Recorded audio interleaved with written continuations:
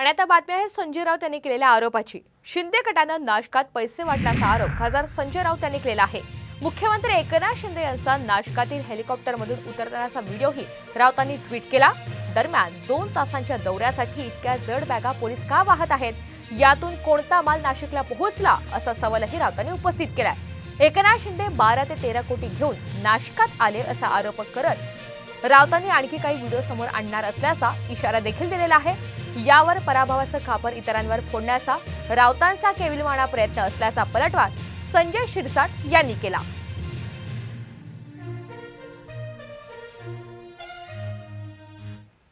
किमान 12 ते 13 कोटी रुपये त्या दिवशी नाशिकला आले मुख्यमंत्र्यांबरोबर हेलिकॉप्टरमध्ये। 2 तासासाठी मुख्यमंत्री आले आणि ज्या जड जड बॅगा घेऊन त्यांचे पोलीस कर्मचारी उतरतायत, का 500 सूट आणले का 500 सफारी आणल्या?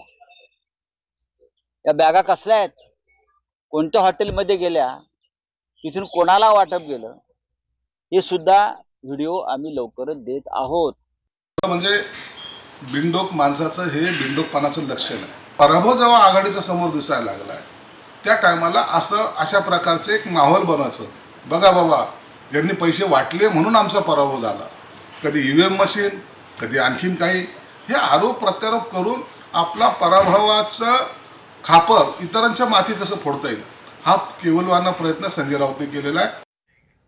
दरम्यान संजय राऊत यांच्या आरोपांवर उदय सामंत यांनीही खोचक उत्तर दिलेलं आहे। माझ्या गाडीतही कपड्यांची बॅग आहे, विरोधकांना हवे असतील तर त्यांनी ते घ्यावेत।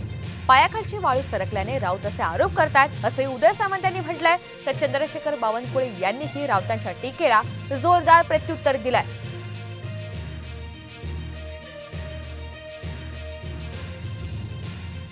माझ्या गाडीमध्ये देखील आता बॅग आहे, त्याच्यामध्ये कपडे आहेत।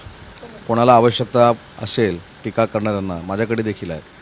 मला असं वाटतं की स्वतःच्या पायाखालची वाळू सरकली, आपले उमेदवार निवडून येत नाही ह्याची जाणीव झाली की अशा पद्धतीचे फालतू आरोप प्रत्यारोप होतात, त्याला कोणीही किंमत देत नाही।